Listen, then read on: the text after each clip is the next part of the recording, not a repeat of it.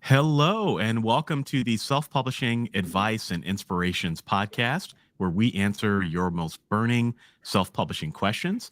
I'm Michael Ronn with ALLi, and I'm joined with Sacha Black as ever. How are you, Sacha? I'm good. How are you? I am fantastic. It is a beautiful morning, the sun is shining, birds are singing, and I'm an optimist today. How Are about you? you? Yeah, I'm feeling good. I'm feeling pumped and like optimistic for what the rest of the year is going to bring. I know for those in the southern hemisphere they're going into winter, but for us in the northern hemisphere we're going into sort of summer and We're coming I out am of winter. yeah, we're coming out of winter. So for me, I'm a sun baby and I absolutely I love the summer time. So yeah, I'm excited. I'm optimistic and yeah, I'm really looking forward to what the rest of this year brings. What do you have in the hopper? What are you working on? So I am in kind of a scaling and systematizing process in the business. So I'm trying to like build a backlist, build content as quickly as I can at the minute because I did shift. So I sort of feel like I'm starting again in a way. But this time I'm starting again with almost a decade of experience and knowledge. So I kind of feel like I'm doing it right this time. So I'm excited. And that's why I'm excited, because I'm coming at this with a load of knowledge. But also chomping at the bit to have already built the backlist. So yeah, Yep. loads of book writing, loads of like structural business stuff to get things very efficient, slick. And yeah, so how about you? Yeah, that's exciting. The streamlining and efficiency, it's all good. Yeah. I feel like I'm working on my to-do list. Like I feel like I did some travel earlier in the year and I got to meet a lot of people and I had a bunch of stuff that I kind of had to finish. So I'm working on some YouTube videos, working on some new books, working on like you, kind of working on my processes, getting things super streamlined. And yeah, as we were talking before, I feel like my to-do list has never been bigger. Yeah. And it is Seriously. right now. And I Yeah, don't know if it's that's just the season or what, but maybe listeners can relate. But man, there's just something about this year. To-do lists are just yeah, brutal. absolutely brutal. That is a very good way to describe. Like I showed my wife one of my to-do lists, and it was sort of a full A4 page, and I was like, "This is just one."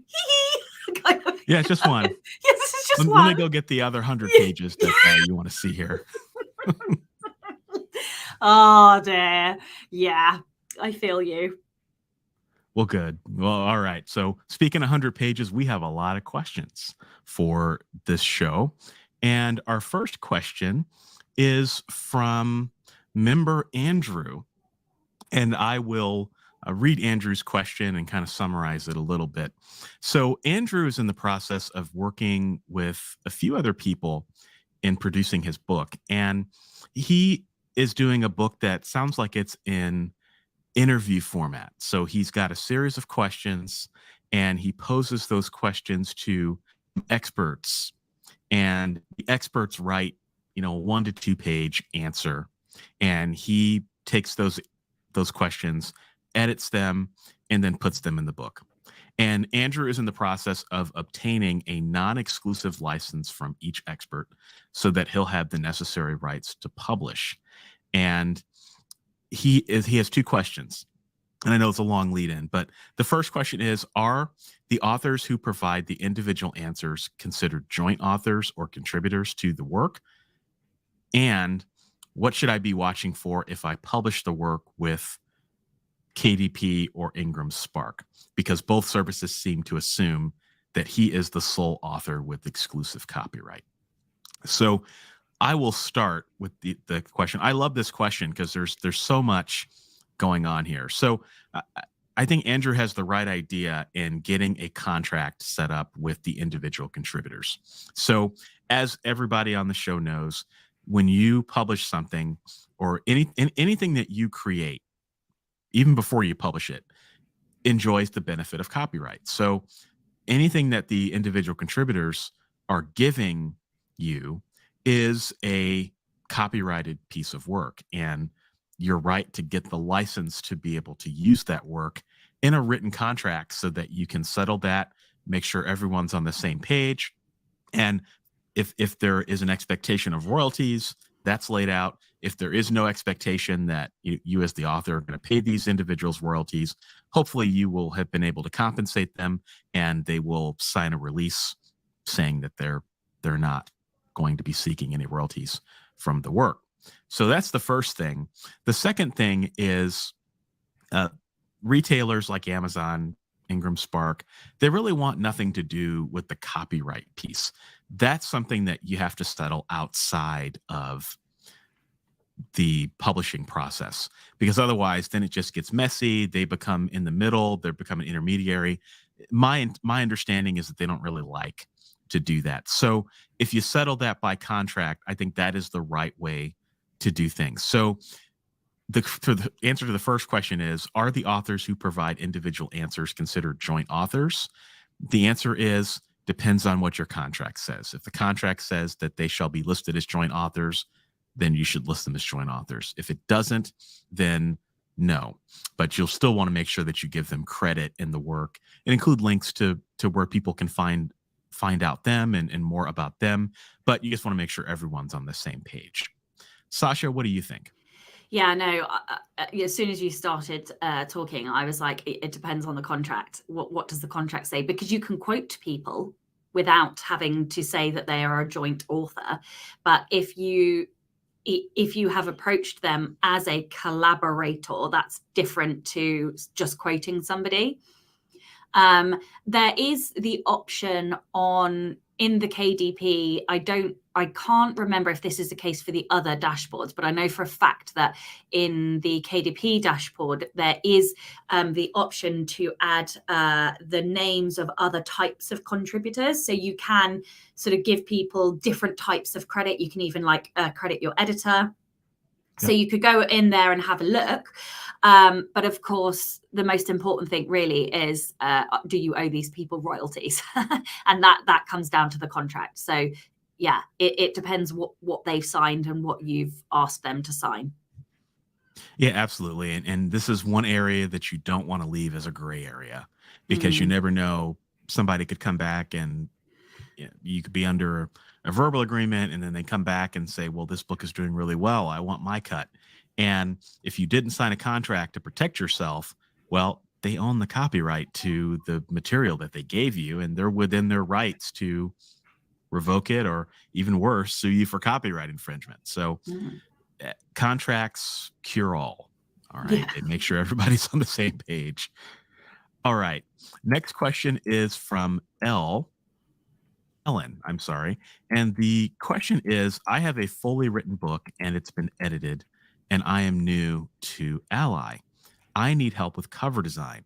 I have a mock-up, but I would like someone to assist with making it look sharp. What do you think, Sacha? I would definitely get somebody to assist, and ALLi has a wonderful database full of designers, editors, formatters, a whole plethora of different services. So you can log into allianceindependentauthors.org, and then if you navigate to approved services, you can search by discount, you can search by service, you can search by a whole different range of options, and you will know that everybody who is in that database has been vetted and approved by ALLi's watchdog. So they adhere to a certain set of standards. So yeah, that is a very easy way to get help. And of course, there's some discounts in there as well. So make sure you have a look before you then approach a designer, because you might get 10% off or whatever. So yeah. Yeah, that would be my first port of call. That our approved services are fantastic. And as you said, Sacha, save some money is always a good thing, especially when you're just starting off. So I have a question. What is okay, so let's say that Ellen has done that. She's gone to the approved services directory. She's found that dream designer. What is like your number one tip for working with a designer? Okay, so my number one tip is actually to know your genre inside out. So one of the biggest mistakes that I see authors making is they go to let's say they've written oh no, now I'm going to pick a genre that's wrong. Let's say they've written a fantasy romance book, and they go to a fantasy romance genre on Amazon, and they decide that they see one cover that they really like. So they pick that and give that to the designer.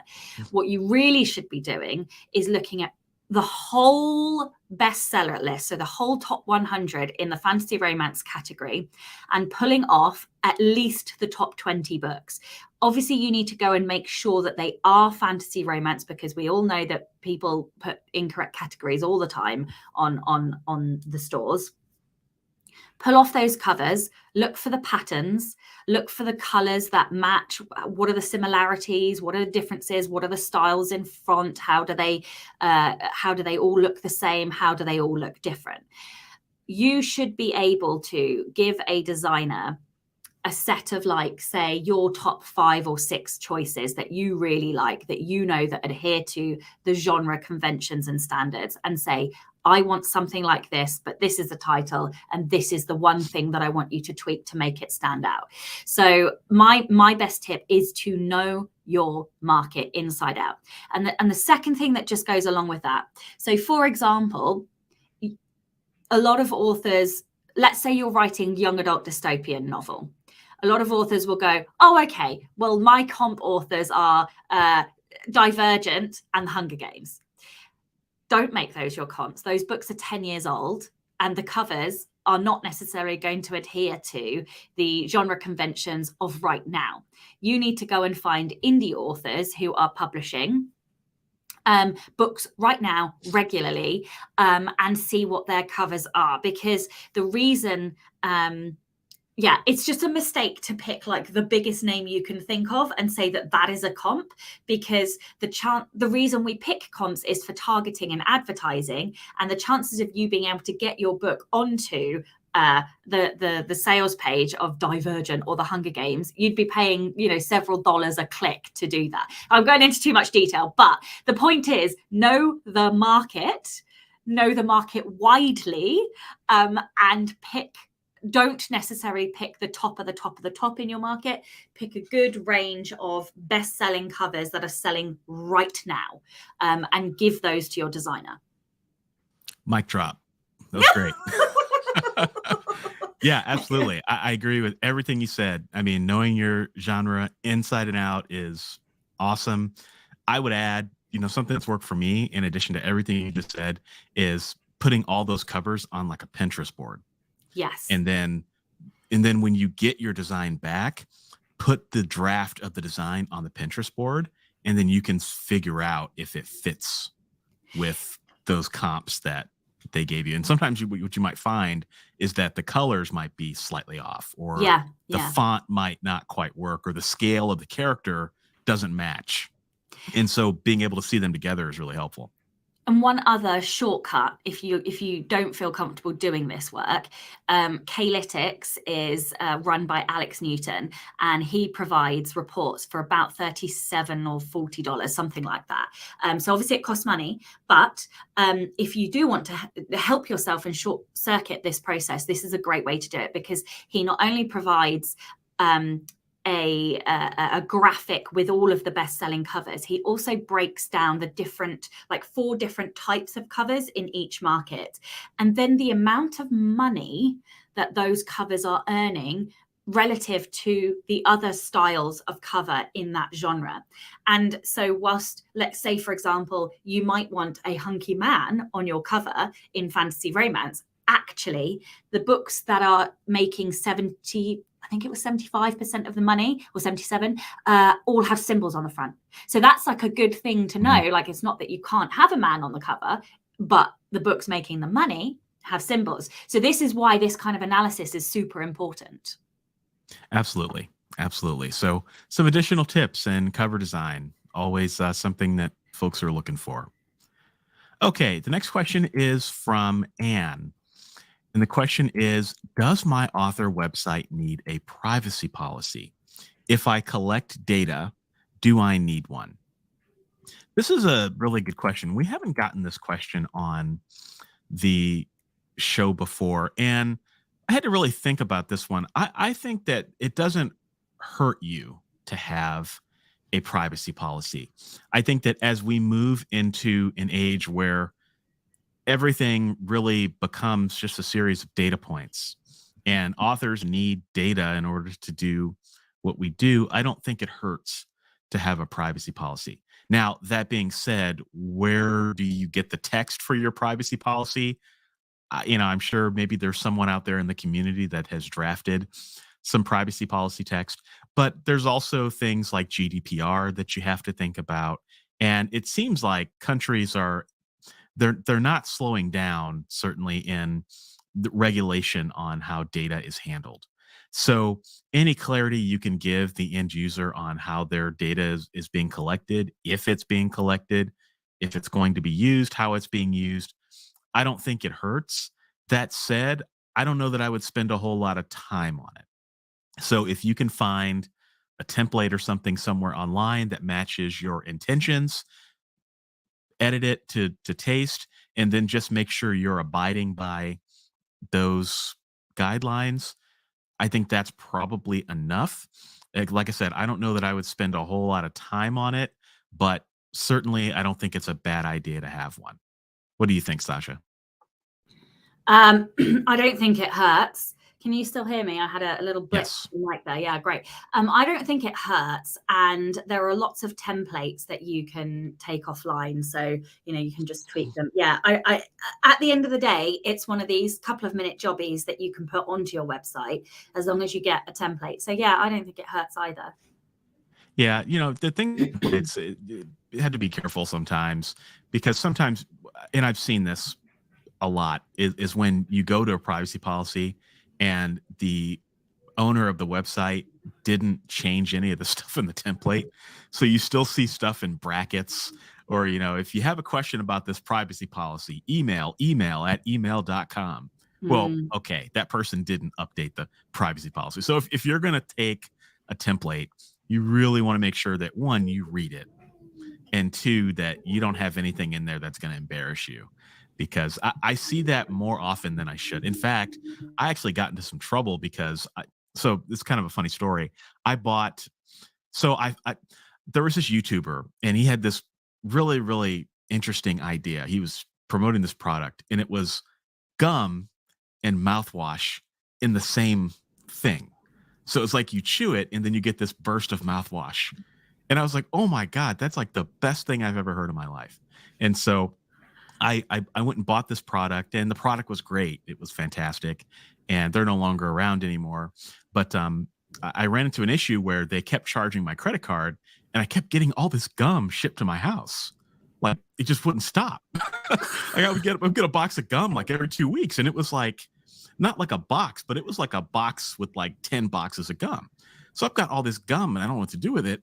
And so I'm trying to like go onto the website to like contact them. It's like, hey, please stop sending me stuff. Stop charging my credit card. I couldn't contact anybody. And so I go to the privacy policy in the terms of conditions, and it's all templatey stuff. So it's like, please contact joe@joe.com for more information. And so then I had to like contact my credit card company and blah, blah, blah. So don't be one of those companies that doesn't update privacy policy. That's why I recommend people read terms of service and privacy policies, even if it's over a stick of gum. And I know it sounds like a tangent, but I just figured we had to have some fun gum stories in here today. Absolutely. Also, that sounds like a nightmare. It was a nightmare. And I still have a ton of that gum, by the way. No I just walked by it the other day. It's in my basement, and I'm like, You'll still be that was a chewing on it moment. in That was a 10 moment years' of weakness time. for me. Yeah. Yeah. You're browsing YouTube late night, and it's like, oh, this is great. You can't sleep. It's a fantastic idea. And yeah, you realize it was a moment of weakness, but Yeah. great product. Just I don't think the business had all the stuff figured out. Yeah. Okay. What can we take from that for writing? How to promote your books? Put them on YouTube at midnight. Yeah, put them on YouTube at midnight. Like the bigger the better, the louder, and put lots of colors, and just anything you've seen on a TV infomercial. Just an American TV infomercial. Just put it in there, and it'll work every time. All right. Next question is from Denise. And Denise is wanting to know about a preview. So Denise asks, if I make a preview taster of an anthology of 24 stories, of just 4 stories to make available as a reader magnet as an introduction to a full anthology, can I publish this taster on Amazon for free, or will it trigger copyright issues as the content will be very similar to the full anthology? And then another corollary question to that, could I put the free mini anthology, which will have its own ISBN, in KDP Unlimited when the full anthology is published wide? What do you think, Sacha? I think this is a very grey area. What I would say is that the rule for books in Kindle Unlimited is that less than 10% of the book can be shared elsewhere.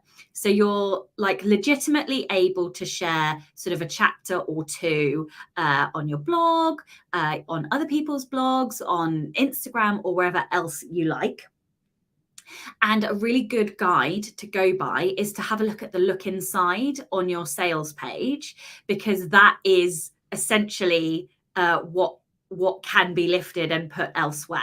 So if the amount of content in the preview anthology is less than 10%, then I think that you are okay. I know that I have been part of an anthology where we only included 1,000-word excerpt, and some of the books were in Kindle Unlimited and some weren't. But because it was only 1,000 words and all of our books are, 60, 70, 80K, that's fine. That can be done.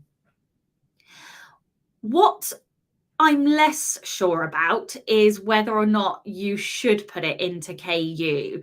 I think that KU, they can get quite twitchy. There's been a lot of politics recently, lots of accounts being shut for various reasons, and I just think it's better to err on the side of caution with KU, because whilst incorrect closing down of accounts can be rectified and resolved, it's obviously a lot of stress, time and energy to get that. If none of the books are in KU and they're all wide, I'm not sure here. I just don't think I would put it into me personally, I probably wouldn't put it into KU. I think they could also see that as like book stuffing, because it's not a full story. I think they would probably frown upon it, and see it as what is called as stuffing, which is basically trying to get page read payments without giving a good customer experience. And by good customer experience, they mean a complete story, or a novella. You can put novellas into KU, but it's the whole package, so to speak. I think that's probably my thoughts on that. Okay, well, let's talk about this a little bit more. I think KU is the wrench in the situation here. I think if you had so basically the way I understand it is you've got a full anthology of short stories, and then you've got a little taster that basically feeds people into the full anthology. And yeah, I think if you put that little taster in KU, I think you're asking for trouble. I would not do that. There have been cancellations lately, but it's always been true. Over the last 10 years, Amazon just doesn't like content being available outside of KU. So I just would not, I wouldn't play with that kind of fire. Now, if you're not in KU, I think you have more options. I think at that point, the thing you have to think about is, I believe, and you would have to read and check the most up-to-date terms of service at KDP and other retailers. I think you can only have content gathered into a book, I think, once or twice. So like if you've got, I think if you've got a standalone novel, I think you're allowed to put that standalone novel in one anthology. Or if you've got a short story, that can go in one anthology, or a box set. Yeah. But you can't put it in multiple box sets. Yeah. So that's just something, that's another thing I think you may want to look at and just to think about. But yeah, I probably wouldn't. I mean, here's the problem with, I think, KU and KDP Select is that it seems like there is always some way that people find gray areas. Like, oh, well, they don't really say anything about this, or they don't really say anything about that. But what about this? Because other authors are doing that and they're fine and they haven't been canceled. And I just think when it comes to this sort of stuff, you want to be conservative. I just because other people are doing it, that doesn't mean that you should do it, because these large companies can change their minds at any time. And as we all know, a lot of these decisions, not just at Amazon, but in any large company these days, are made by algorithms.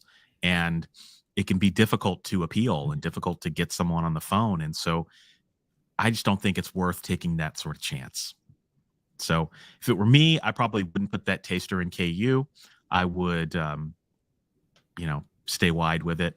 And if you're going to do something in KU, maybe you could pull, or maybe you could pull one of those 24 stories out of the overall anthology and maybe put that in KU.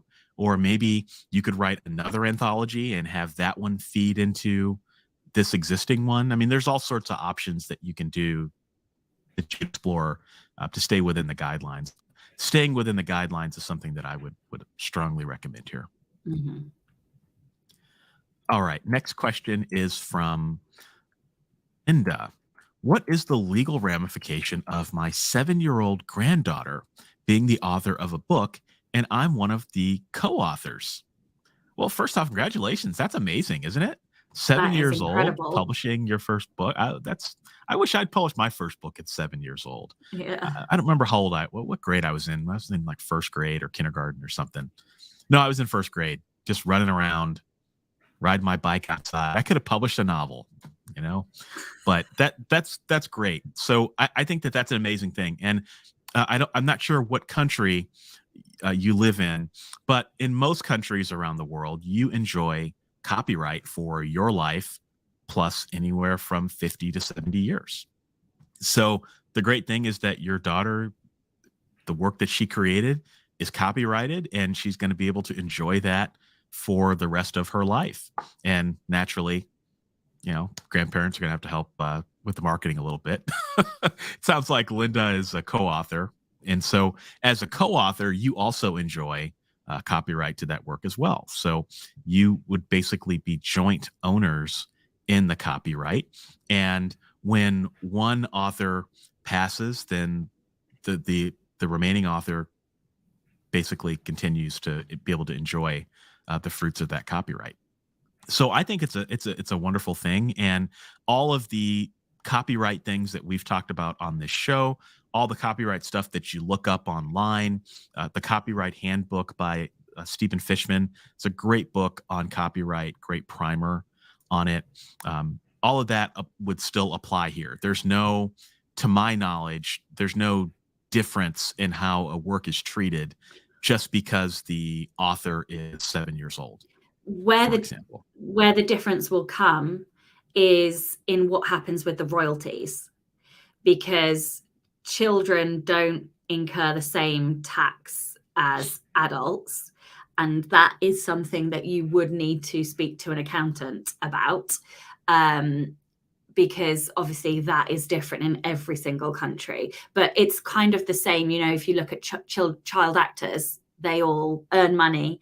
And so, yeah, if she is earning money, then you will need to speak to an accountant about what that means, where the money goes, whose account it goes into, what tax needs to be paid on it, if any.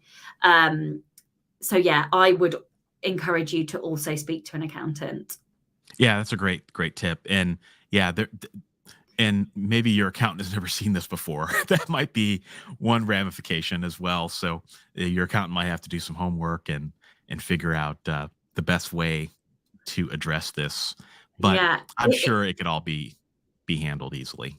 Yeah, and also it depends if they are self-publishing it or traditionally publishing it, because if it's a traditionally published book by the 7-year-old, then the likelihood is that the traditional publisher will deal with that tax issue. Maybe my agent, so I was a child actor, this is the only reason I brought this up, and my agent would deal with the tax stuff, and what came to me was then like, what, yeah, I don't know. But anyway, my point is you need to speak to an accountant. Okay, I'm not going to let you off the hook. You were a child actor? Oh no.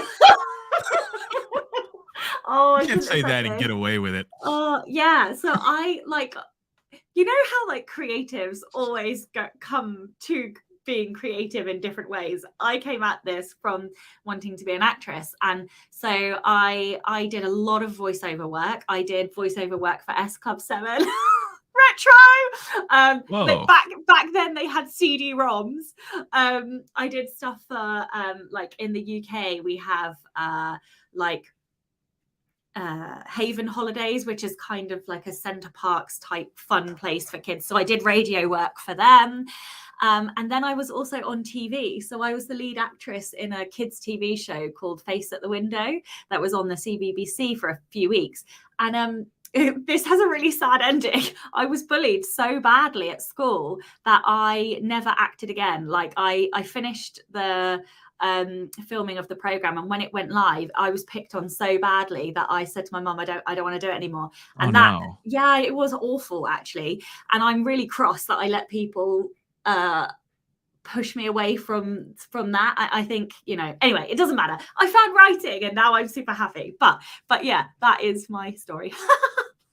Awesome. I did not know that about you. That's amazing. The things you learn about when we have co-hosts and podcasts and stuff. Yeah, so I'm working with an actress.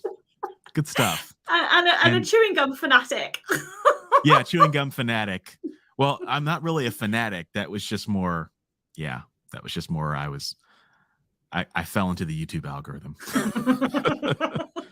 All right, we got a comment from Stephen. Stephen says, in regard to kids, kids have the same tax allowances as adults, at least in the UK. So they don't earn the same though. So there are different. Yeah, just speak to an accountant, though. Yeah. Okay. Next question is from James. All right. So James says, I'm a new author with 3 finished manuscripts ready to publish, all in different genres: a history book, a rom-com, and a thriller to be published over 6 months. My plan is to build a series from the thriller. My question is, am I better to wait until I have more of the series written to start spending money on Facebook and Amazon ads? Or is it worth spending some money on advertising now to get some traction and momentum? And okay, let's start there. What do you think about that, Sacha? So this is such a difficult question to answer because there are a couple of different schools of thought, and I don't think there is a right or wrong answer. So my first point would be, how quickly are you getting those other books out? Because if you are able to get the rest of the series, or at least 2 or 3 of those books out, let's say within a 6-month period, you have 3 books, then arguably there's an argument for spending some money on the first book, especially if you have a strategy behind it. So for example, I have released a book, a first in series, and the second and third aren't out, but I am spending money on AMS ads. What I'm doing though in the back of the book is a very hooky sign up to my mailing list. So that ad spend is going on, obviously getting sales, but also building a readership. My ROI is still in the positive on that book. So because I am earning more than I'm spending, that for me is an okay way to do this, especially because most authors find that they will spend an awful lot on advertising book 1 and they don't actually see a return on their investment, or at least a positive return on their investment, until book 2, 3, 4, 5, 6, etc. are out. The reason for this is because it's hard to get someone in, but once somebody's read your book, if you have given the reader what they want, then the chances are that you will get some or a good portion of people going on to read book 2, 3. And at that point, when they buy book 2, you aren't having to spend any more money to get that purchase. So your ad spend is still whatever your ad spend is, and actually you're earning from book 1 and from book 2 and then from book 3.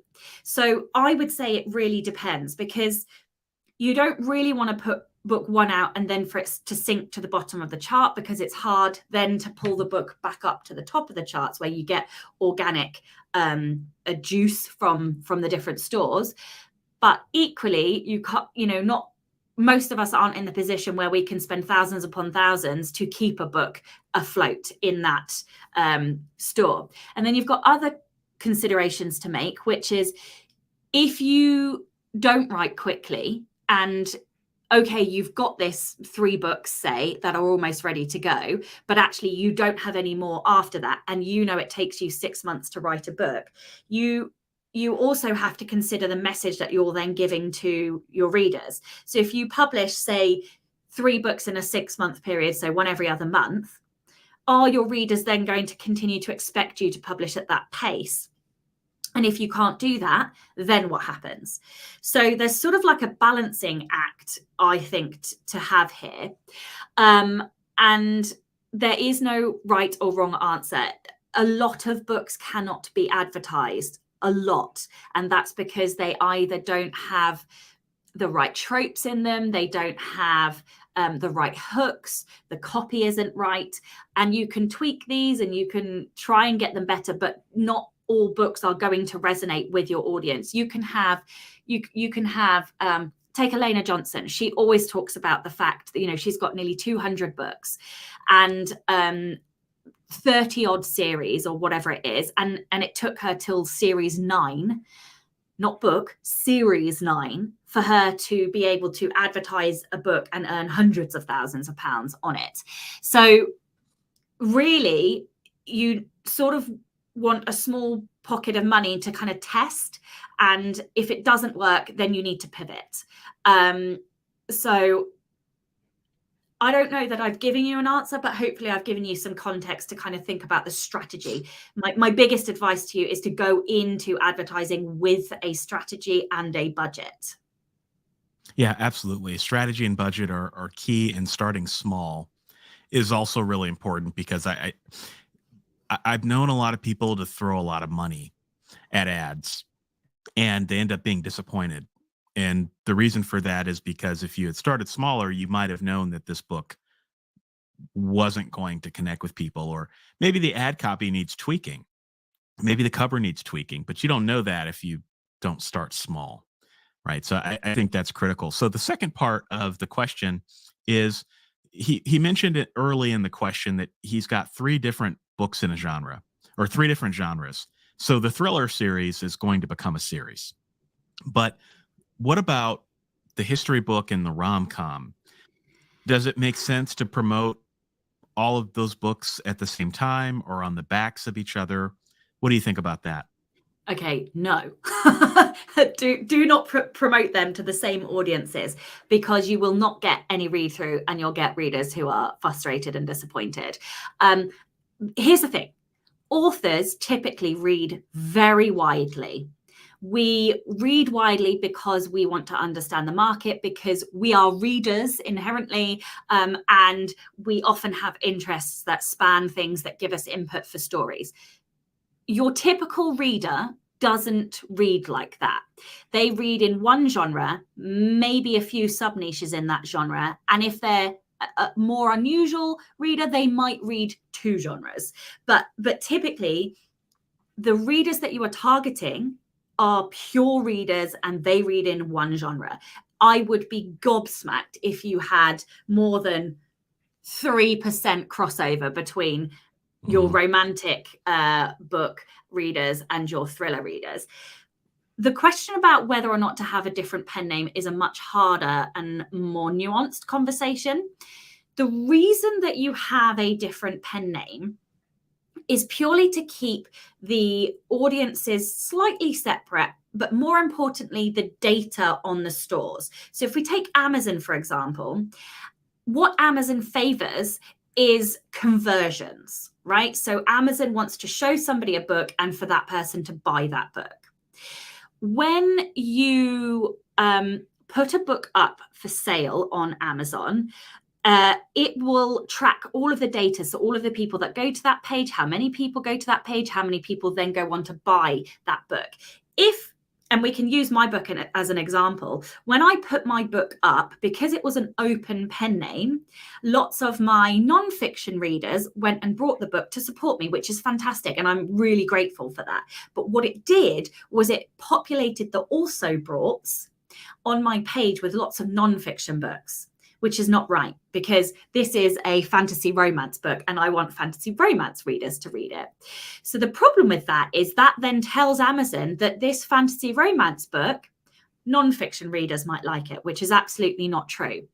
Right. And so then you have a problem that it starts showing that book to the wrong people, which means you will not convert those people to sales. And therefore Amazon thinks your book is a book that doesn't convert. And then you stop getting any kind of organic view. You don't get any support or help from the random algorithms that are Amazon. The way you combat that is through advertising. So I had to spend a week and a week's worth of advertising money to drive the correct readers to the page. And I did manage to sort it out, but it cost money and it cost time and a little bit of stress. And so by the lesson learned for me there is to not tell people about a new pen name until the book is out and has the right data and the right support there. So do you have to separate the pen names? No. You can be clever. You can release it and sort of, cleverly target, but ultimately there are reasons for having separate pen names, and it kind of depends what your strategy is. And yeah, I don't know. What do you think? No, I think that's everything you said is accurate. I think the problem with pen names is just the administration. Yes. So if you've got multiple pen names, that technically is multiple websites, it's multiple everything. And if you have enough trouble managing one author website, it's going to be hard to manage 3. So that's I think the downside to pen names that, I think pen names are great for separating that stuff out. But then you also have to remember that those separate audiences may want books at a steady clip from that pen name. And if you're writing 3 different genres, it may be a hot minute until you can get back to history, for example. If you're writing history and then you write thriller and then you write rom-com, then you go back to history. So if you keep those readers waiting, there's a downside to that as well. So I don't think there's anything wrong with pen names. I just think that people have to really understand what the pros and cons are so that, you can make the right decision for you. But yeah, it's a tough call. I think that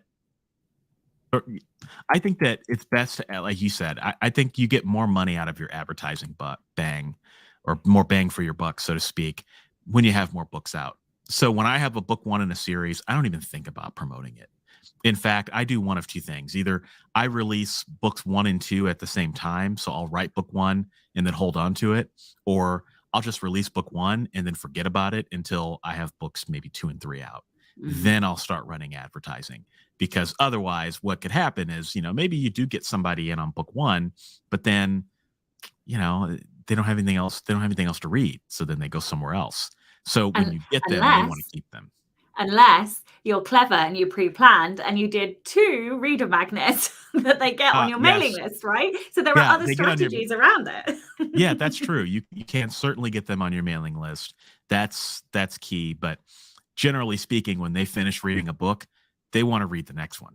And so you got to be careful there. And some authors, or some readers, I should say, have been burned by authors that don't finish series. That's a thing too. Absolutely. And so they may be a little, I don't know if I trust this person. So there's never any harm, or never, I shouldn't say any harm, but it's always better to have more books out when you're advertising.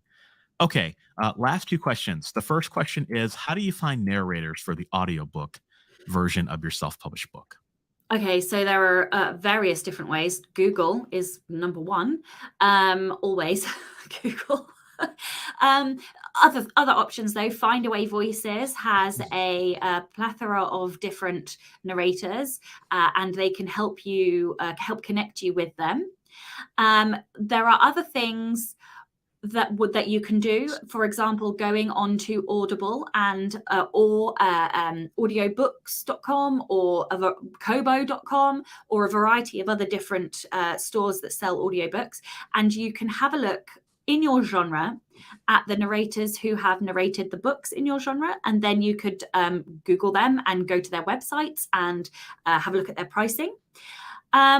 Other things, go to social media sites like, for example, Instagram or TikTok, and type in hashtag narrator or audio narrator or audiobook narrator, and you'll get an array of different narrators on there. And then you can then navigate your way to their websites. So yeah, and that's a handful of ways. Okay. Yeah, that's all good. It's, I think you have lots of choices in terms of where you find a narrator. I think the other thing you have to think about is, okay, what's the distribution look like? Is your audiobook going to be exclusive, non-exclusive? And I think those will drive a lot of your decisions in that area as well. So we're big fans of making things wide wherever you can and not being exclusive. All right, the final question is, how do I find editorial reviews for Amazon and by proxy other retailers as well? And I actually have a quick answer for this one. We have a blog post. It's called How to Get Editorial Reviews for Your Self-Published Book. And that was written by Bonnie Wagner Stafford. And we will include that in the show notes. But just to kind of give a cliff notes of kind of some of the things that she covers in that article, decide who you want on your cover. So if you get an editorial review, do you want a pull quote on your cover? And then figure out who would be the right person for that. Find those who have endorsed similar books. Identify influencers related to your genre, book industry, or subject, and then go out and pitch them. And then there's also an element for this on like Publishers Weekly or Kirkus or sites like that. And I think it depends on your book. It depends on what your goals are as an author. Services like that are going to require, I believe, some money. And so you've got to do the calculus to figure out, is this something that is ultimately going to help me sell more copies of my book? I think there's a camp of people out there that would say, it's not really worth the money. You could take that money and spend it on other things and potentially get a better value for your book, right? And then there's another camp of people that say, well, TradPub does it. There is some evidence it could help just by seeing the name Publishers Weekly. People can help with that. And I think that there are no wrong answers. I think the right answer is based on what works for you. The next concern I have is maybe you're going with a company that's reputable. This is an area where you can get scammed. I would strongly recommend that if you do want to go the route of paying for an editorial review, not a reader review, never pay for reader reviews, but if you want to go down the route of an editorial review, certainly look at our self-publishing services ratings directory. And you can get there by going to selfpublishingadvice.org/ratings. Just make sure that company has a good reputation and that we have reviewed them, and you will know that you will be in good hands, that you'll get a good value if you do choose that route. What do you think, Sacha? Yeah, I think that's exactly. I don't think I have anything else to add. I think you nailed it. Okay. Well, it's about that time, Sacha. We are at the end of another episode. We will be back in May, but thank you for listening to the Self-Publishing Advice and Inspirations podcast. And remember, you can submit your question and you just might hear it on the air. If you're an ALLi member, you can go into your ALLi dashboard and submit a question, and you might just hear it on the air. So thank you for listening, and we'll talk to you next month. Take care, Sacha. Bye. Bye.